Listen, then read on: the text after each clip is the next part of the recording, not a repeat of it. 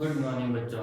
बच्चों अपने जो है 12th क्लास का लेसन नंबर सेकंड जो है कर रहे थे गॉस नियम व इसके अनुप्रयोग, जिसमें पार्ट 8 हमने कंप्लीट कर लिए और पार्ट नंबर 9 जो है आज मैं शुरू कर रहा हूँ। इसमें आज का अपना टॉपिक रहेगा आवेशित चालक सतह पर बल। अभी तक अपनों ने क्या किया था, कोई आवेशित गॉसियन पृष्ठ पे जो है विद्युत क्षेत्र की तीव्रता की गणना की थी। आज से अपना जो एक नया टॉपिक शुरू हो रहा है, जिसमें अपने को क्या करना है, एक तुम्हें आवेशित सतह दे रखी है। आज की बात देखना थोड़ा, आप लोग जो हेडिंग डाल लें आवेशित चालक पर सतह पर बल। इसमें क्या करना है, अपने को एक आर त्रिज्या का जो है एक पृष्ठ लेना है। आर त्रिज्या का क्या लेना है, एक पृष्ठ। आर त्रिज्या का जो पृष्ठ होगा, अब यहां पर अपने एक नई चीज है। नई चीज क्या है, तो जैसे मान लो ये पृष्ठ है, ये क्या है, एक पृष्ठ है। अब ये पृष्ठ है जिस पृष्ठ पर क्या है, आवेश स्थित है। आर त्रिज्या का तो नहीं है एक प्रकार से ये, क्योंकि ये संपूर्ण रूप से क्या है, गोल नहीं है। अपने को खाली क्या देखना है, पृष्ठ लेना है चालक। इस चालक पृष्ठ से बाहर बिंदु कोई P स्थित है, P1, और एक अन्य बिंदु P2 स्थित है अंदर की तरफ। ये अपने पास आज एक नई चीज है कि अपने पास यहाँ पे क्या है, दो बिंदु दे रखे हैं। आज के अपने पास दो बिंदु दे रखे हैं और इन दोनों बिंदुओं के कारण लगने वाला जो बल की अपने को गणना करनी है।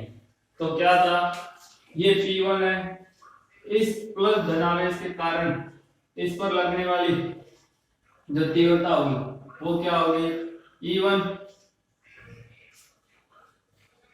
क्या होगा, E1। और इधर जो है इस पर लगने वाली तीव्रता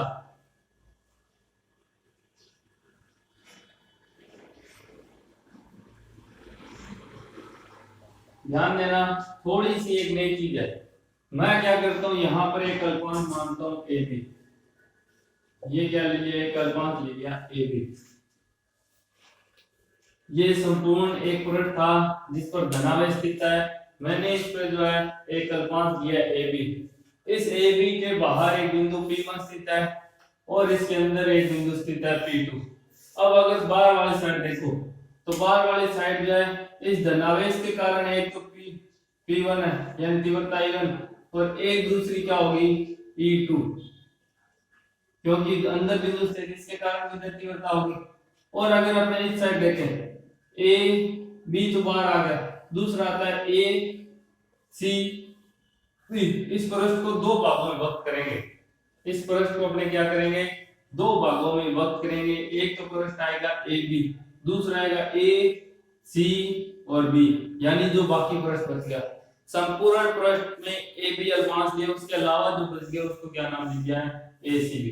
अब अगर इस सी बिंदु का यहाँ पे तीव्रता होगी तो ये वाली तुम्हारे पास आ जाएगी E1 और इधर आ जाएगी E2, यानी कि अंदर जो तीव्रता है वो तो एक दूसरे के क्या है, विपरीत। सॉरी, ये E1 है, ये क्या है, E2, जबकि बाहर जो तीव्रता है वो दोनों क्या है, समान डायरेक्शन में है, समान दिशा के अंदर होगी। ये थी आज की अपनी नई बात। ये एक अल्पांश ले लिया मैंने। इस अल्पांश पर उपस्थित आवेश के कारण बाहर तीव्रता P1 बिंदु पे लगने वाली होगी E1 और E2 सेम डायरेक्शन में, और अंदर जो तीव्रता होगी CAB के कारण P2 बिंदु वो तीव्रता होगी E1 और E2। अंदर की तीव्रता क्या है, विपरीत है, बाहर की तीव्रता दोनों क्या है, समान है। आई बात समझ में। अब अपने क्या कर रहे हैं, बल की गणना। बल की गणना कर रहे हैं तो ध्यान देना, मैं सीधा लिख रहा हूं बल की गणना।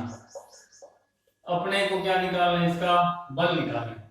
बल निकालना है तो बाहर जो बिंदु दे रखा है P1, मान लो उसकी तीव्रता कितनी है, EP1, क्या है, EP1, और वो EP1 कितना होगी, वो तुम्हारे पास आ जाएगी sigma upon epsilon 0। Sigma upon epsilon 0 क्यों? क्योंकि किसी भी बिंदु पर तीव्रता अपने पास कितनी होती है? E बराबर सिग्मा अपॉन एप्सिलॉन जीरो थी। अपने क्या ले रहे हैं? P1 तो अपने यहाँ पे क्या लिख दिया? P1। अब दूसरी P2, अंदर तीव्रता कितनी होगी? EP2, क्या यार? EP2। अब मेरे को बताओ, क्या इस चालक की सतह के अंदर कोई अवस्थित है?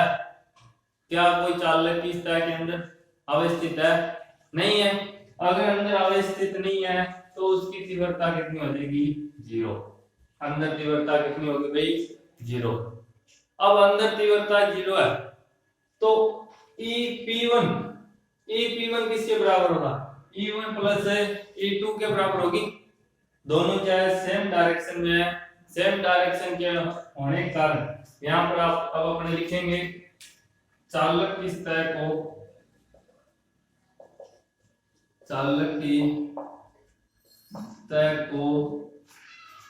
दो भागों में विभाजित करने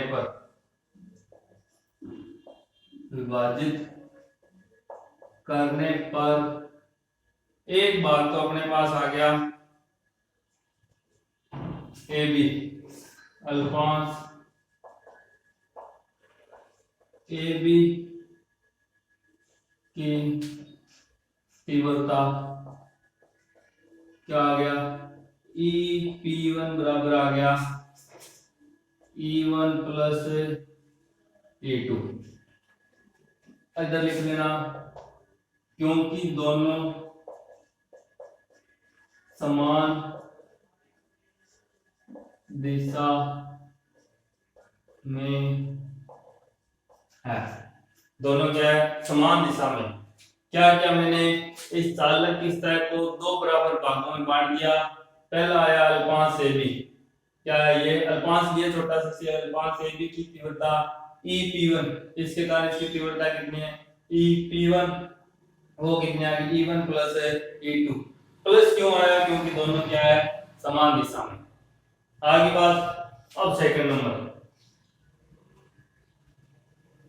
बात, सेकंड यानी दो भागों में बांटे हैं तो दूसरा जो होगा वो क्या होगा? दूसरा क्या होगा? शेष भाग अपने पास क्या रह गया? ACB की तीव्रता कितनी आएगी? EP2 बराबर, ये तुम्हारे पास आएगी E1 माइनस E2। अब इस बार E1 माइनस E2 क्यों आया? क्योंकि ये दोनों क्या है? विपरीत दिशा में है। यहां क्या लिखेंगे? विपरीत दिशा। दोनों एक दूसरे के क्या है भाई? विपरीत दिशा में होने के कारण ये क्या आ जाएगा? E1 minus E2। अब E1 माइनस E2 आपको पता है EP2 किसके बराबर है? जीरो के बराबर है। अगर अपने चाहें यहां लिख सकते हैं, हम जानते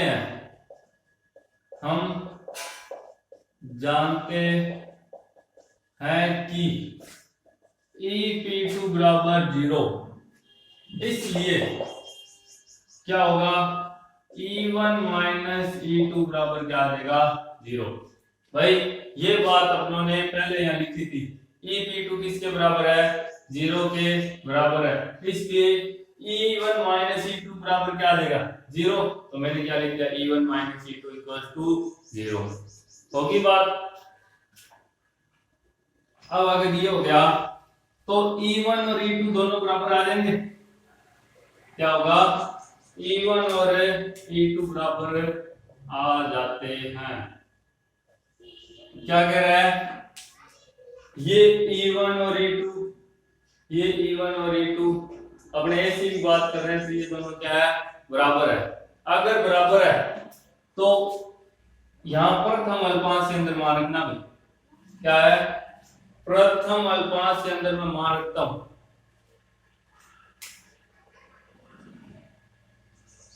क्या था? EP1 बराबर E1 प्लस E2। और E1 और E2 बराबर है, तो मैं इसको क्या लिख सकता हूँ, ये लिख सकता हूँ, क्या लिख सकते हैं, E1 बराबर E2।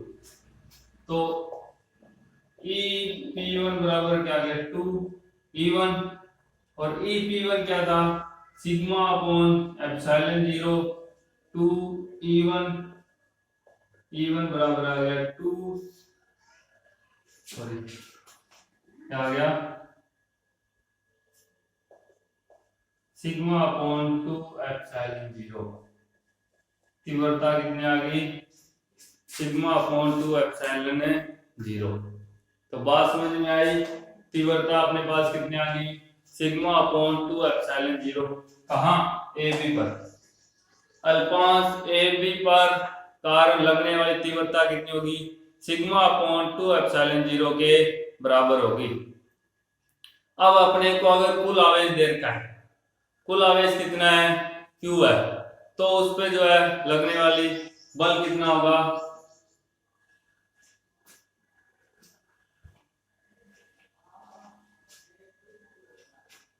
फिर अपने जो ऊपर से हिसाब कर रहे हैं भाई,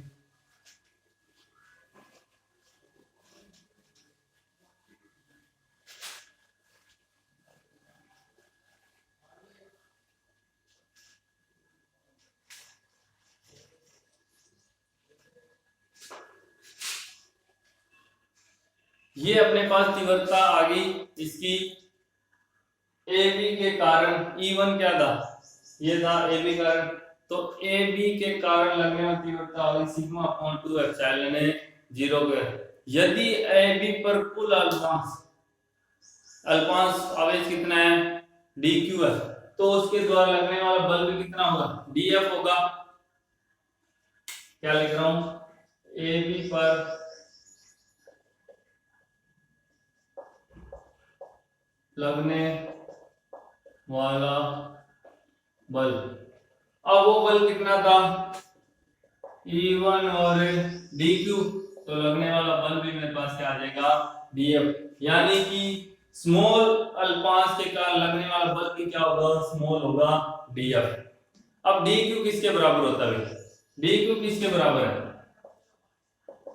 आवेश घनत्व इनटू क्षेत्रफल, घनत्व होता है सिग्मा और क्षेत्रफल हो गया ds, घनत्व हो गया सिग्मा और क्षेत्रफल हो गया ds, और अपने पास C1 का मान यही है, तो dF बराबर मैं लिख सकता हूं क्या, sigma upon 2 epsilon 0 into sigma ds। क्या आया, dF बराबर E1 का मान मैंने यहां से सिग्मा अपॉन 2 एप्सिलॉन 0 और dq का मान सिग्मा इनटू ds। ये अपने पास जो है अपनों ने पहले इस बात है पढ़ी है, तो dF किसके बराबर आ गया, सिग्मा स्क्वायर, इसको क्या लिख सकते हैं, सिग्मा स्क्वायर अपॉन में 2 एप्सिलॉन 0 ds। किसको, dF को जो है ये चीज लिखी जा सकती है। अगर मैं ये बात लिखता हूं तो यहां पर देखना, अपनों ने एक चीज पढ़ी है, क्या E बराबर क्या होता है, सिग्मा अपॉन एप्सिलॉन 0 होता है क्या, E बराबर,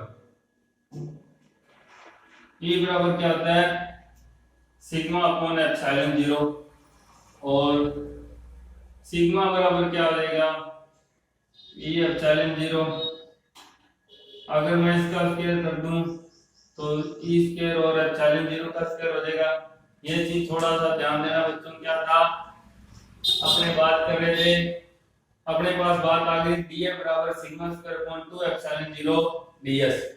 अब मैंने क्या किया, ये चीज अपनों ने पहले निकाली था कि E बराबर सिग्मा अपॉन एप्सिलॉन 0 होती है, तो सिग्मा बराबर क्या है, E स्क्वायर एप्सिलॉन 0 का स्क्वायर या एप्सिलॉन नॉट स्क्वायर। इसको अपने जो थोड़ा सा फिर ढंग से दोबारा लिखते हैं, क्या करना है, E बराबर होता है सिग्मा अपॉन एप्सिलॉन 0, तो सिग्मा बराबर मैंने क्या लिख दिया, E एप्सिलॉन 0, ये स्क्वायर कर दिया तो E स्क्वायर और एप्सिलॉन 0 क्या हो जाएगा। अब इस सिग्मा स्क्वायर का यहाँ मान रखो, अगर मैं यहाँ पे मान रखता हूं, अगर मैंने यहाँ पे मान रखा तो डीएफ बराबर आ गया सिग्मा स्क्वायर क्या हो गया ई स्क्वायर क्या आ गया ई स्क्वायर एप्सिलॉन जीरो का स्क्वायर है ये एप्सिलॉन जीरो का स्क्वायर एप्सिलॉन से तो लिख लो पहले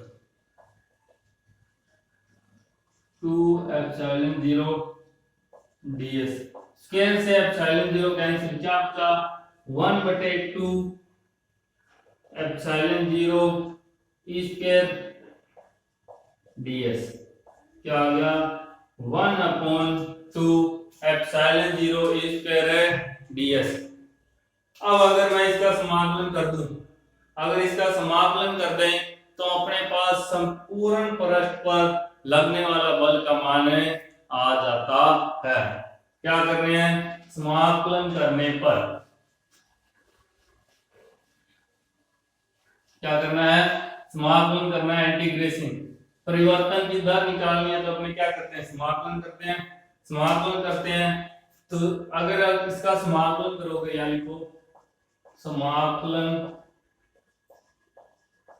करने पर समाकलन करते हैं तो f बराबर ये अपने पास आ जाएगा 1/2 epsilon zero E square ds या फिर अपने पास क्या आया था sigma square upon 2 epsilon zero ds। ये अपने पास दो बात आ गई लगने वाला बल कितना होगा sigma square 2 epsilon zero ds या फिर अपने पास आ जाएगा 1/2 epsilon zero E square ds। तो ये आ गया बल। अब अगर पृष्ठ के एकांक क्षेत्र पर लगने वाला दाब की बात कर लें क्या पृष्ठ के क्षेत्रफल पर लगने वाले दाब की बात करें तो दाब आपको पता है प्रेशर दाब बराबर क्या होता है बल बटे क्षेत्रफल क्या होता है बल बटे क्षेत्रफल। एकांक पृष्ठ पर लगने वाला दाब P बराबर हो जाएगा dF अपॉन में ds। अपने पास बल था dF और क्षेत्रफल कितना है dF बल और इसका अगर मैं मान रखूं dF का मान क्या था 1/2 epsilon zero E square ds और ds से ds कैंसिल हो जाएगा अंदर क्या बचेगा 1/2 एप्सिलॉन जीरो ई स्क्वायर इसके P के बराबर यानी कि इस पर लगने वाला दाब कितना आ गया 1/2 एप्सिलॉन जीरो ई स्क्वायर।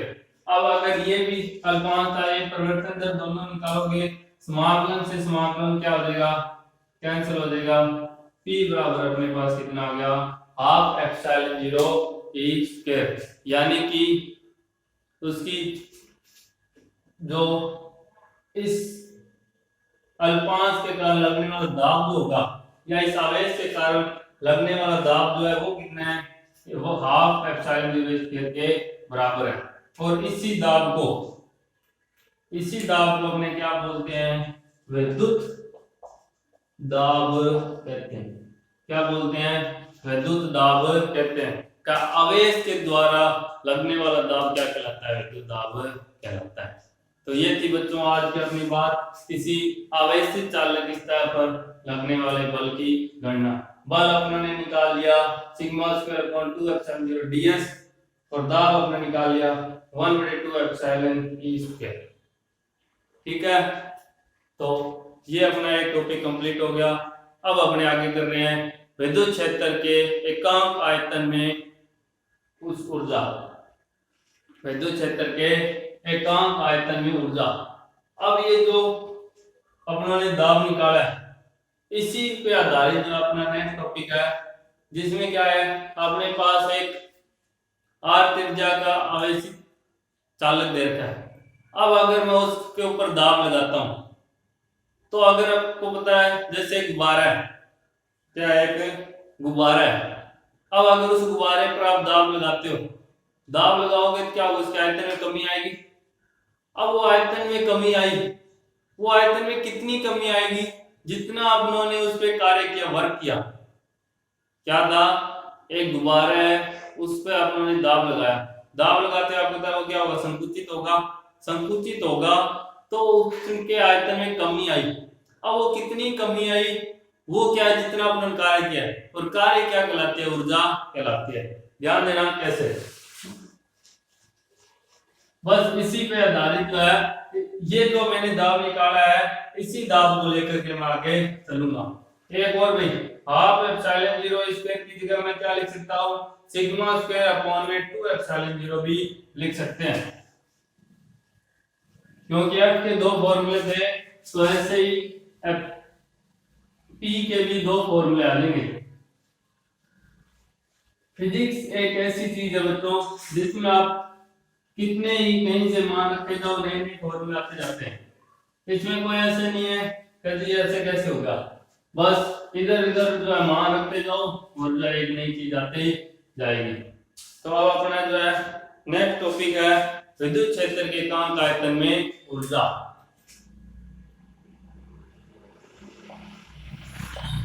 विद्युत क्षेत्र के एकांक आयतन में ऊर्जा। विद्युत क्षेत्र के एकांक आयतन में ऊर्जा निकालनी। मैंने क्या किया? एक आर त्रिज्या का जो है चालक लिया, जिसकी त्रिज्या कितनी है? आर है। जब इस चालक की सतह पर यानी कि पृष्ठ पर दाब लगाया जाता है, जब इस चालक के पृष्ठ पर क्या करते हैं? दाब लगाते हैं, तो ये चालक की सतह क्या होती है? इस प्रकार थोड़ी क्या होती है? संकुचित हो जाती है। अंदर वाला गोल बना नहीं गई, थोड़ा दोबारा बना रहा हूं।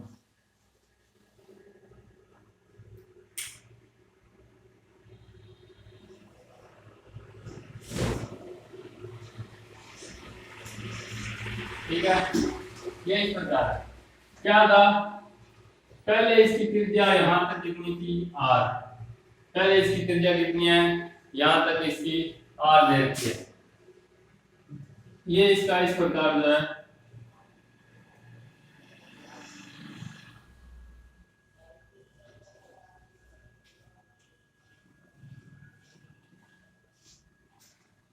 पृष्ठ था, जिसकी त्रिज्या आर है। जब इस पर दाब लगाया गया तो इसका पृष्ठ कहाँ जाता है? यहाँ पर आ जाता है। मान लेता हूं ये वाली दूरी इसमें कितनी थी? D R. ये अल्प दूरी है डी आर। तो मेरे को तो अंदर वाली जो है दूरी कितनी रहेगी? R minus D R. अंदर दूरी कितनी रह जाएगी? R minus D R. क्या था? अब जैसे ये गुब्बारा है तो उसकी त्रिज्या कितनी थी? आर। जैसे इस पे बल लगाया बाहर से क्या करते हैं? इस पर जो बल लगाते हैं, जैसे आप बाहर से बल लगाते हो तो क्या होता है? पहले की तुलना में संकुचित हो जाता है। संकुचित हो जाएगा तो उसने जो है डी आर दूरी जो है संकुचित की है, तो अंदर कितनी रहेगी? R minus D R. अभी अपने पढ़ा था ऊर्जा निकालनी है, तो अभी अपने गोले की सतह पर लगने वाला दाब कितना था? दाब वो था P बराबर सिग्मा स्क्वायर अपॉन में 2 एप्सिलॉन 0। अभी बात पड़ी है जस्ट P बराबर सिग्मा स्क्वायर अपॉन में 2 एप्सिलॉन 0। अब ये कहता है किसी भी सतह पर लगने वाला बल कितना होता है? किसी भी सतह पर लगने वाला बल होता है P इंटू ए। P इंटू ए यानी कि दाब और उसका क्षेत्रफल। अब दाब अपने पास है, क्षेत्रफल ये अपने पास क्या है? गोला है, और गोले का क्षेत्रफल कितना आता है? 4 पाई आर स्क्वायर। तो P आ गया अपने पास सिग्मा स्क्वायर अपॉन में 2 एप्सिलॉन 0, ए आ गया 4 पाई आर स्क्वायर। तो 2 से 4 कैंसिल, कितना आया? 2 सिग्मा स्क्वायर अपॉन में एप्सिलॉन 0 पाई आर स्क्वायर। क्या? एफ बराबर एफ कितना आ गया? 2 sigma square epsilon 0 pi R square. अब ये लगने वाला बल क्या होगा, कार्य निकालना है अपने को क्या निकालनी है, इसकी ऊर्जा निकालनी है। एक बार इसको मत क्रॉस करो, ऐसे ही छोड़ दो, ये अपने आप आगे सारे कर जाए। क्या कर रहे हैं, इसको एक बार ऐसे छोड़ दो, दिक्कत कुछ नहीं आने वाली, खाली आगे सारे कर जाना।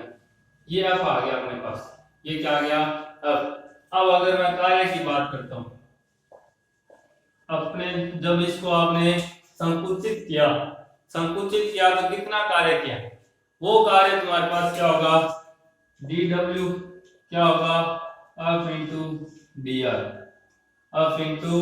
dr के, यानी बल और कितना संकुचित होता है। अगर ये इसके बराबर है तो अपने पास क्या आ जाएगा, इसका मान रख दो भाई, क्या आया था, सिग्मा स्क्वायर अपॉन में 2 epsilon 0 4 pi R square dr, क्या है, dw। संपूर्ण कार्य निकालना है, क्या करना है, संपूर्ण कार्य निकालना है। अब 4 पाई आर स्क्वायर dr यानी कि क्षेत्रफल और दूरी का आपस में गुणा कर दें तो ये अपने पास क्या आ जाता है, आयतन का, इसका आयतन कितना रहेगा, और आयतन अपने पास होता है dv, तो मैं इसको यहाँ पे क्या लिख देता हूँ, dv ऊपर लिखेंगे। यहाँ पे एक बार थोड़ी दिक्कत आ जाएगी, क्या कर रहा हूं, dw बराबर, नहीं पहले ऐसे लिख लो, नहीं तो dv बराबर होता है 4 पाई r स्क्वायर dr। 4 पाई r स्क्वायर dr किसके बराबर है, dv के बराबर है, तो ये dw बराबर हो गया सिग्मा स्क्वायर अपॉन में 2 एप्सिलॉन 0 dv। ये बात होगी यहाँ पर, ये लिख लो, क्योंकि और इसलिए, क्योंकि और इसलिए। अब संपूर्ण अपने को ऊर्जा निकालनी है, यानी संपूर्ण कार्य निकालना है, तो संपूर्ण कार्य निकालने के लिए क्या करेंगे, समाकलन अगर अपने करते हैं,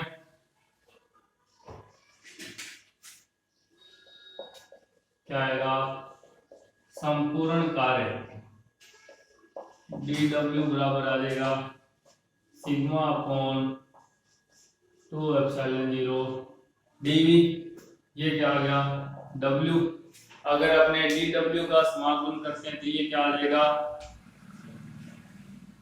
सिग्मा अपॉन 2 एप्सिलॉन 0 dv। अब किया गया कार्य किसके बराबर होता है, किया गया कार्य किसके बराबर होता है, ऊर्जा लिखना, w बराबर u, ब्रैकेट लिख लेना, कार्य की परिभाषा से।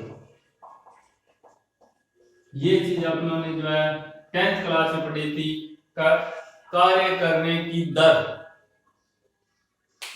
यानी कार्य करने की क्षमता क्या कहलाती है, ऊर्जा कहलाती है।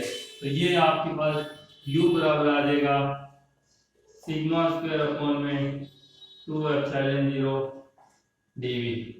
अब अगर वही बात है,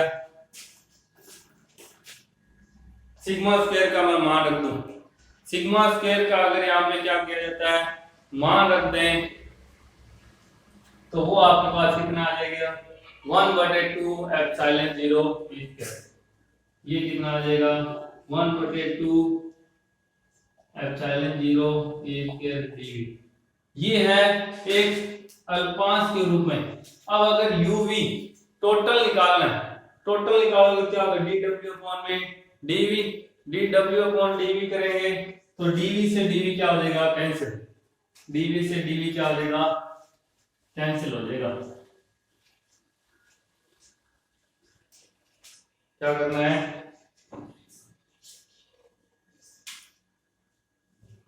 uv dw upon dv, dw का मान ये था, v से भी कैंसिल हो गया, मैं सीधा लिख रहा हूं 1/2 एप्सिलॉन 0 स्क्वायर।